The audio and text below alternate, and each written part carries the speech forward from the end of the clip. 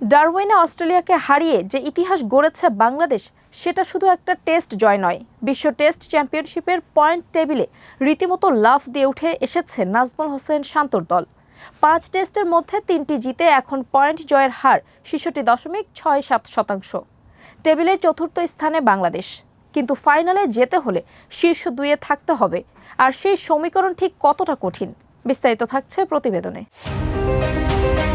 Test চ্যাম্পিয়নশিপের নিয়ম স্পষ্ট। পয়েন্ট টেবিলের শীর্ষ দুটি দল সরাসরি লর্ডসের ফাইনালে জায়গা পাবে। বর্তমান সেই দৌড়ে সবার উপরে অস্ট্রেলিয়া 77.78% পয়েন্ট জয়ের হার নিয়ে।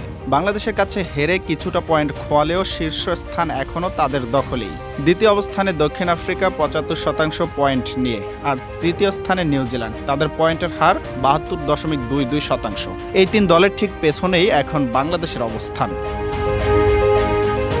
বাংলাদেশের নিচে থাকা দলগুলোর দিকে তাকালে দেখা যায় ভারতের পয়েন্ট জয়ের হার 48.15%, শ্রীলঙ্কার 41.67%, ইংল্যান্ডের 24.37%, পাকিস্তানের 22.22% আর ওয়েস্ট ইন্ডিজের মাত্র 20.83%। অর্থাৎ শীর্ষ 4-এর মধ্যে জায়গা করে নিয়ে বাংলাদেশ এখন রীতিমতো ফাইনালের স্বপ্ন দেখার মতো একটা জায়গায়। কিন্তু এই অবস্থান ধরে রাখাই হবে আসল লড়াই। অতীতের পরিসংখ্যান বলছে লর্ডসের টিকিট নিশ্চিত করতে একটি দলের টুর্নামেন্ট শেষে অন্তত 65%-এর বেশি পয়েন্টস জয়ের হার ধরে রাখতে হয়। বাংলাদেশ এখন ঠিক সেই কাঙ্ক্ষিত সীমানাতেই আছে, তবে সামনের পথ মোটেও সহজ নয়। অস্ট্রেলিয়ার বিপক্ষে চলতি সিরিজে এখনও একটি টেস্ট বাকি। এরপর এই চক্রে বাংলাদেশ মুখোমুখি হবে দক্ষিণ আফ্রিকা, ইংল্যান্ড আর ওয়েস্ট ইন্ডিজের। প্রতিটি দলের বিপক্ষে 2টি করে টেস্ট খেলবে শান্তর দল।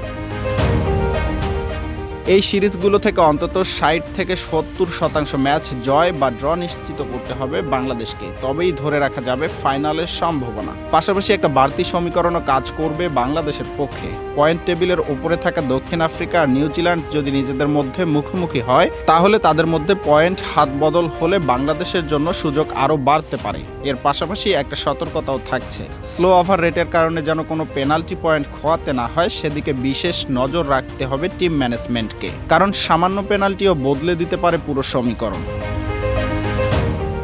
ডারউইনের এই অঘটন শুধু একটা জয় নয়, বরং প্রমাণ করে দিয়েছে টেস্ট ক্রিকেটে বাংলাদেশ এখন আর নিছক অংশগ্রহণকারী দল নয়। ধারাবাহিকতা ধরে রাখতে পারলে 2027 সালে লর্ডসের ফাইনালের দৌড়ে তারাও হয়ে উঠতে পারে শক্ত এক প্রতিদ্বন্দ্বী। তবে সেই স্বপ্ন সত্যি হবে কিনা তা নির্ভর করছে আগামী কয়েক মাসের প্রতিটি টেস্টের ওপর। আর সেখানে আসল পরীক্ষা দিতে হবে শান্তদের। নাহিদ হাসান, খেলার কাগজ।